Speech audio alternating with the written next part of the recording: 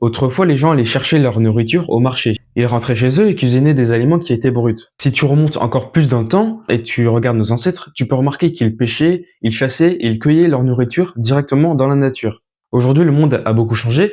L'industrie alimentaire est devenue l'un des plus grands marchés du monde et comme toute entreprise, son objectif c'est de faire des bénéfices. Imagine deux burgers. Le premier coûte 9 euros à fabriquer et il est revendu 10 euros. L'entreprise fait 1 euro de bénéfice. Le second coûte seulement 5 euros à produire et il est lui aussi revendu 10 euros. Cette fois, l'entreprise fait 5 euros de bénéfice. Et à ton avis, lequel est le plus intéressant pour elle? C'est là que le problème commence. Pour réduire les coûts, certaines entreprises remplacent des ingrédients de qualité par des alternatives moins chères. Ajoutent des conservateurs ou des arômes, davantage de sucre, de sel ou de matière grasse. Le but n'est pas forcément de te rendre malade, mais de fabriquer un produit qui coûte peu, qui se conserve longtemps et que tu as envie de racheter. Mais ça ne s'arrête pas là. Certaines entreprises ont financé des recherches scientifiques pour présenter leurs produits comme moins nocifs qu'ils ne l'est ou détourner l'attention vers autre chose. Par exemple, il y a eu Coca-Cola.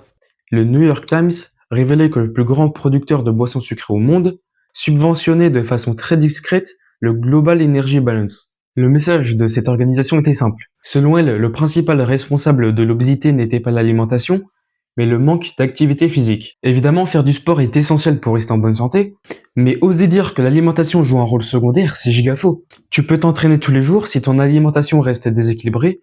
C'est comme si le sport que tu faisais, il te faisait aller à droite, et ta mauvaise alimentation te faisait aller à gauche, tu fais du surplace. Le sport est un pilier de la santé, l'alimentation en est un autre. Les opposer, ça n'a aucun sens. Alors, est-ce que toutes les entreprises se moquent de ta santé?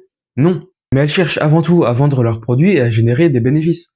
C'est pour ça qu'il est important de garder un esprit critique, de regarder les preuves scientifiques et de ne pas se fier uniquement à ce que tu vois sur Internet. À propos des études, vérifie toujours qui l'a financé. Parce que si tu vois une étude qui dit que Coca-Cola c'est bon pour la santé et que tu vois que c'est l'entreprise elle-même qui l'a financé, tu te doutes qu'il y a un problème. Pour terme, si tu manges régulièrement des aliments ultra transformés, très sucrés ou très salés, tu peux ressentir des coups de fatigue, avoir plus de mal à te concentrer, prendre progressivement du poids ou dormir moins bien.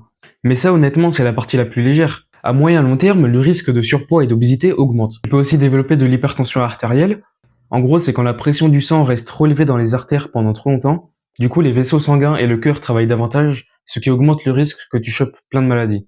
Il y a aussi la résistance à l'insuline. Imagine que l'insuline est une clé qui permet au sucre présent dans le sang de rentrer dans les cellules pour être utilisé comme de l'énergie. Quand le corps devient résistant à l'insuline, les cellules répondent moins bien à cette clé. Du coup, le pancréas doit produire encore plus d'insuline pour que ça ait le même effet. Pendant un temps, ça compense, mais si le phénomène s'installe, le taux de sucre dans le sang finit par augmenter, et après, ça mène au diabète.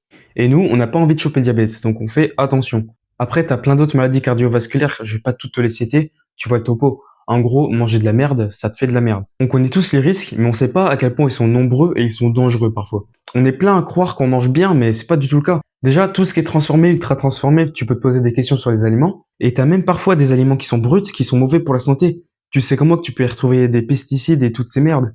Mais du coup, si tout est foutu, qu'est-ce qu'on peut faire?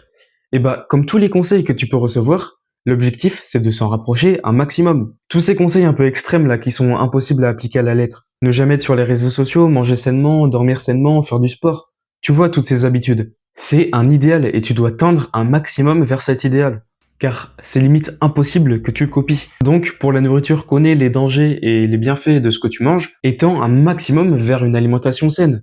Car tu n'arriveras pas, premièrement, à changer un truc qui est ancré en toi depuis que t'es petit comme ça va prendre du temps. Et aussi parce que le monde te pousse à consommer de la merde. Donc, s'en éloigner comme on peut, c'est l'objectif.